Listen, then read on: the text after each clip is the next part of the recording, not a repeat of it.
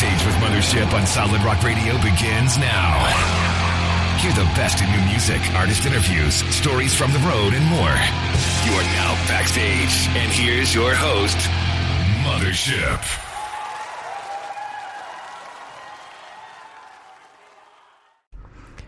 Hey everybody, the guys from AsFireFalls are joining me today so we can go over their new releases and their upcoming album. Well, I have the guys here from AsFireFalls. How y'all doing? Good. Good to be talking to you again, Mothership. Yeah. So, Kris, you have been on the show before, but the other guys weren't. So we're going to go through, and everybody's going to kind of give a quick who am I and what I do for the band. Okay, go ahead. I'm Kris. I sing and scream and make silly noises. I'm Jake. I play lead guitar and sometimes make silly noises. I'm Nick, number one, or two. How dare you? I play the drums and I do not make silly noises. I'm Nick with a K, and I play guitar, bass, songwriter, video editor. Keep it going. Content creator. Keep going. proud dad. Drum MIDI. Yeah, Nick does most of our main songwriting, I guess, the music portion. He'll come to us with the general ideas and 90% of the song done, and then brings it to us, and then Nick will usually take it and make the drums better. Yeah, well.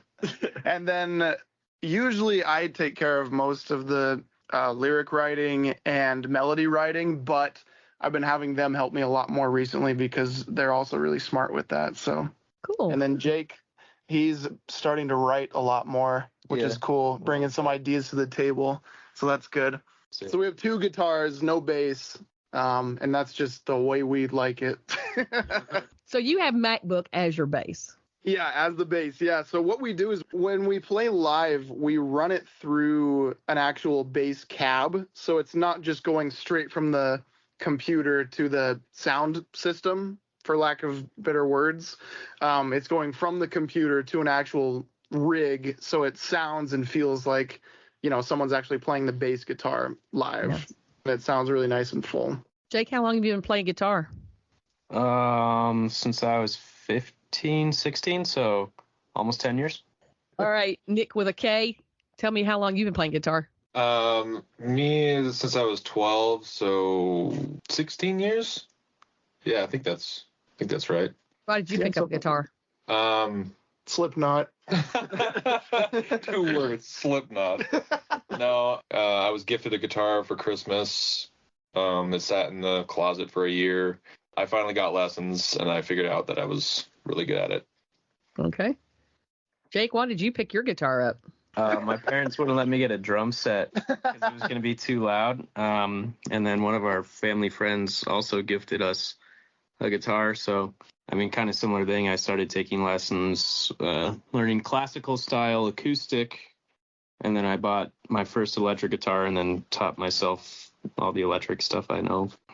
So, Nick, you are Kris's brother. Yeah. And you play drums. What made you pick up the sticks? I don't know. I've always kind of just been in bands, and there was a need for a drummer, so I started playing drums, and then I was like, I really like it. So, yeah. You started doing, jazz stuff. Yeah, when I started seeing that I enjoyed drums, my parents put me in lessons, and I was kind of like a jazz teacher, but also drumline stuff, too, for high school. But it was primarily jazz to start out, and then I always have played rock and metal music, which is kind of funny, but it does actually translate pretty well, just the coordination of all your limbs and everything. So, Kris, what got you singing in a metalcore band? In a metalcore band, we started this band in 2013 or something is when me, Nick, and Nick, was it 2013? Yeah, 2013. Yeah, that's when we started doing music. You guys were going 6 years before that, though, right? Something like that. We had been playing music in church and stuff before, but not the screaming portion in church. Yeah. But Nick and I were playing like worship teams and stuff for a while, and that's kind of where we got our start, I think. Just playing, at least in a band, learning to play as a band, I guess. But yeah, 2013 is when we really kind of started and really took it semi-seriously. I mean, that's kind of when I started really getting into like the rock singing, I guess, and the screaming. But I've only like really recently learned how to scream properly after all this time. It took a while for me. I don't want to speak for anyone else. Did you have vocal lessons from someone, or did you I took vocal lessons on and off for singing, yeah, from a local gal here in Boise, Idaho for a little bit. And then just random like online lessons I did, but not really a whole lot of vocal training, I would say, but enough to like be aware of what I'm doing. I've listened to the music. You know what you're doing. Okay. Definitely. I'm happy. The last time we talked, you had just signed with Rockfest Records, and I know that that's come to an end. Can you tell us a little bit about what happened and where you guys are now? Nothing crazy really happened. I guess we just weren't really seeing eye to eye on some things, and it just didn't end up working out like how both parties thought it would, I guess. When we signed with Rockfest, I had talked to our buddy Trevor, Transparent Media. He's also in a band called Heal the Hurt now, and we've been kind of helping him out on that end with like the musical side. Actually, Nick has been doing a lot of producing for him and writing, so that's been super fun for him. But anyways, we got hooked up with him while we were in the middle of the deal with Rockfest, and he was kind of just giving us some advice and helping us out. Even though he said he doesn't want to be our manager, he kind of is. But anyways, deal kind of fell through, plans changed with Rockfest, and he stuck around with us and was willing to help us and basically gather a team up for us. So over the last like year or so, we've had to kind of build our team from the ground up, consisting of Trevor, his media company, and then just like a distributor, merch company, basically all the stuff that a label does for you. Mm-hmm. We've kind of had to reach out and get it ourselves, sort of like build our own team, like I was saying. So that's what we've been doing this whole time, just getting all of our ducks in a row and take it seriously, you know, because this is our first full-length album that we're doing, and, you know, we want to do it justice instead of just throwing it on CD Baby or DistroKid and going, all right, we'll see what happens, you know. I feel like we owe it to ourselves to do it as right as we can. Instead of just throwing something against the wall and seeing what sticks, right? Exactly. And at a certain point, yeah, that is what you're doing, but you can do it more tactfully, I guess. Yes, more strategy.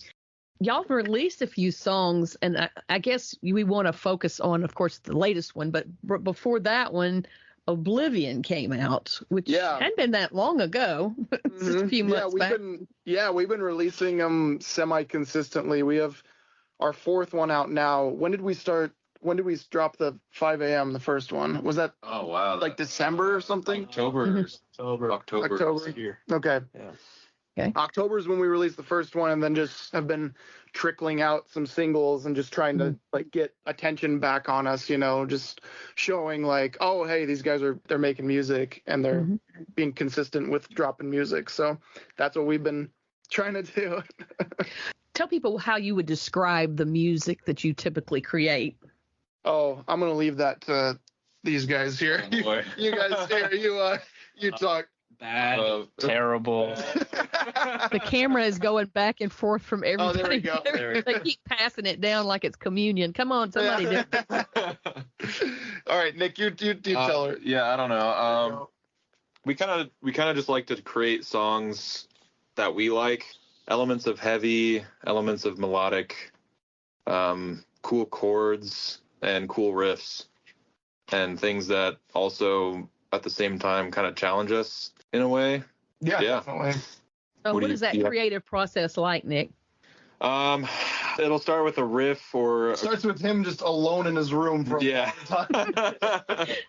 Yeah, some sort of riff, some sort of idea in my head, and then I try to translate it to my fingers, and then I just spend hours of zoning in and trying to create structure, trying to create little moments in the song that sort of give it replay value, I guess, to where you don't only want to hear it the once and be like, okay, I get it, and then move on. But I like to create songs that you can listen to over and over again, and maybe only has one repeat of something that you want to go back and re-listen to. Mm-hmm. Yeah, I don't know. Sometimes it comes from my head. Sometimes it comes from messing around on the guitar. This last one we released, Know You, I remember came pretty quick. Like I had the intro idea, and then the rest of the song just kind of came like immediately. It was really weird. That one did feel really easy to write for like all of us. Like for me, even the lyrics and the melodies came together like super easy. Yeah. And I don't know what it was, but this one in particular it felt really smooth. Yeah, that one, I remember I had the intro, and then it just kind of, I think I only rewrote one part, maybe like the breakdown in the middle that we kind of restructured. But yeah, I think Oblivion was kind of the same way. Mm-hmm. And like Praetorian, I wrote both those songs kind of at the same time, and then, yeah. The first time I listened to Know You and Oblivion back to back, I was a little surprised at how different they were in their... Very different, yeah. Totally different songs for sure. We kind of wanted to have different feelings kind of across the album. I feel like with each song almost has a different feeling, and we don't want to stick ourselves in a box, obviously, but yeah, Know You was one of those times where like, okay, we can just make some songs out of some chords and kind of vibe out for a little bit instead of having to. And it's got like that cool solo in it too. Yeah. Kind of vibe out for a bit instead of just going crazy 100% the whole time. Performing. Even in Oblivion, it was kind of like, we're shredding for 80% of the song, and then it kind of stops. We break, and then into this like sort of big chorus feel. Mm-hmm. So we do like our chords. One of the things I guess I like, so much music in the Christian realm is so predictable, like a formula that people just plug in.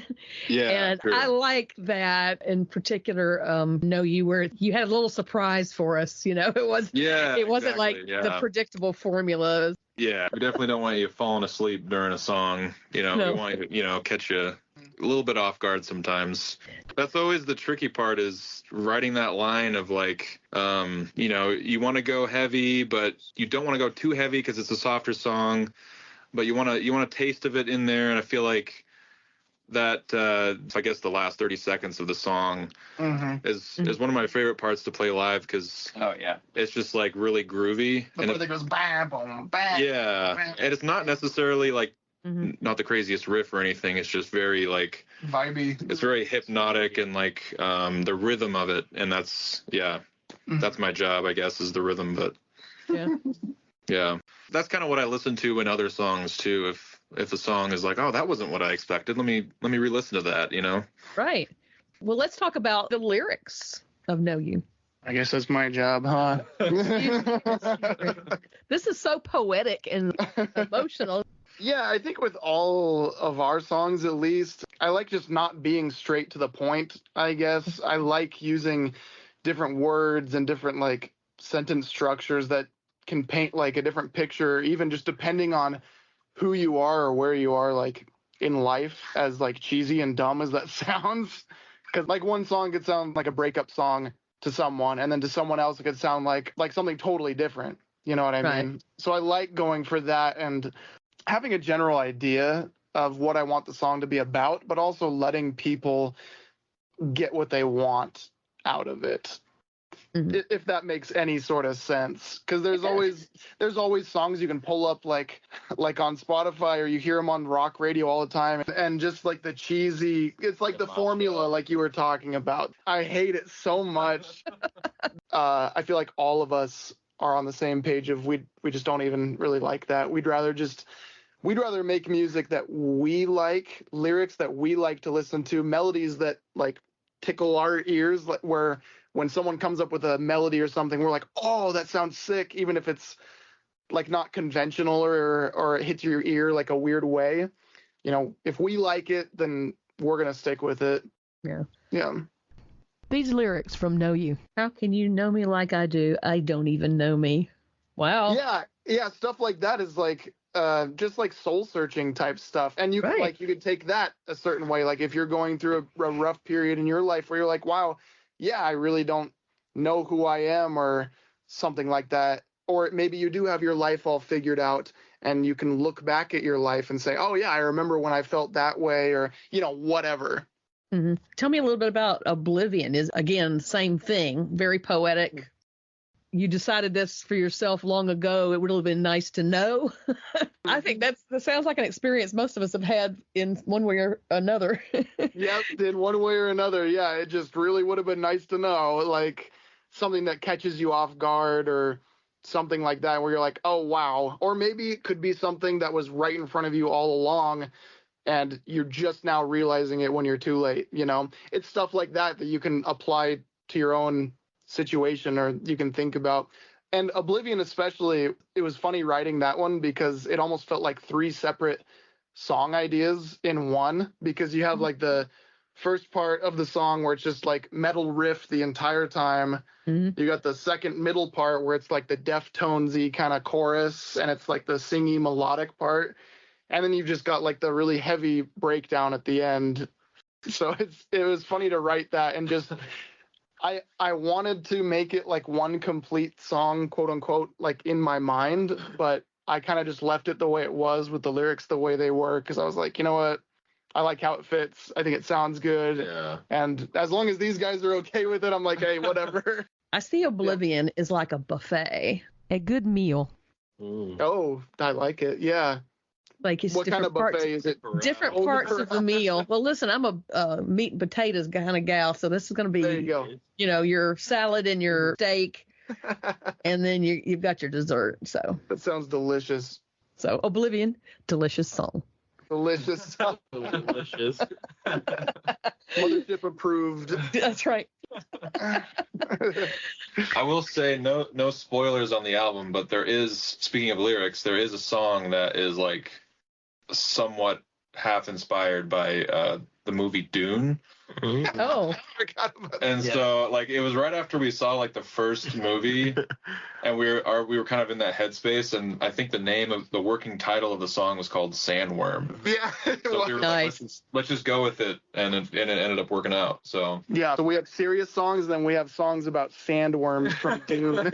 Are you going to keep that title? It's not Sandworm, no, but it is. Yeah, it's from the movie. It's from the movie. It's called Mind Killer.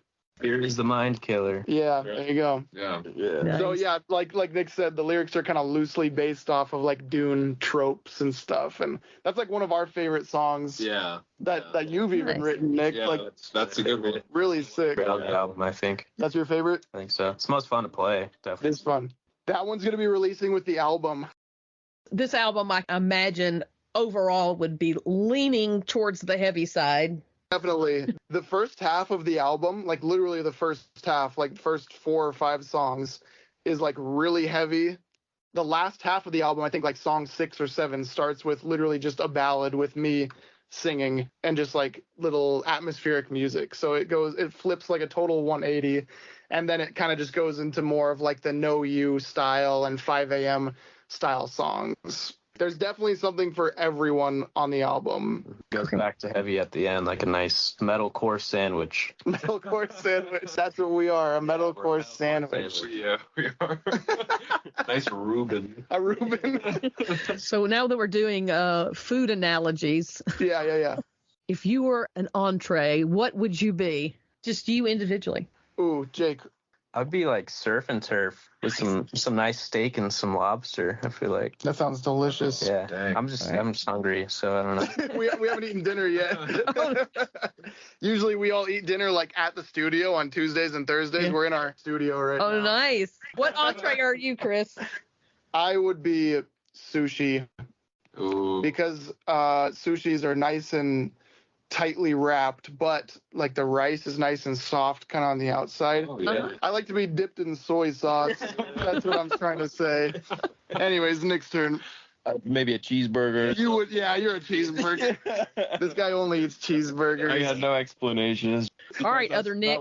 Honestly, I was gonna say fries. I was gonna say like a potato dish of some sort. Just potatoes? Yeah, just really like versatile.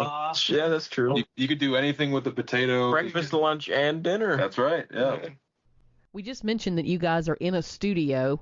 Whose studio is it? It's Nick's studio And his. and mine. We own it. We own it together. Nick's house. So the It's called brothers the own Mix it. House. The Mix House in Boise, Idaho. We use it for our band for doing all of our stuff, but also like we have like clients and stuff that come in and record with us, and we help like produce, record. We do all genres of music, really. I mean, we're working with a guy right now he's from Burma, and he does like American country music. What? So What is happening? But it's in Burmese. Yeah, it's in Burmese. Yeah. So it sounds like country music, but it's in Burmese. It's crazy. It's really good. So we've been helping him work on his stuff, and it's cool, actually. We get all sorts of people. I mean, we get like people straight from Africa doing like In Boise. like African gospel music in Boise. Yeah. African gospel music. We do audiobooks. I mean, Southern gospel quartets we do all the time. We do literally everything. It's crazy. That is crazy. Well, Yeah. now I know a guy. Somebody asked me. Hey, yeah, you know. So give me some interesting behind the scenes from the studio. These guys just come and go as they please in our studio. It's great.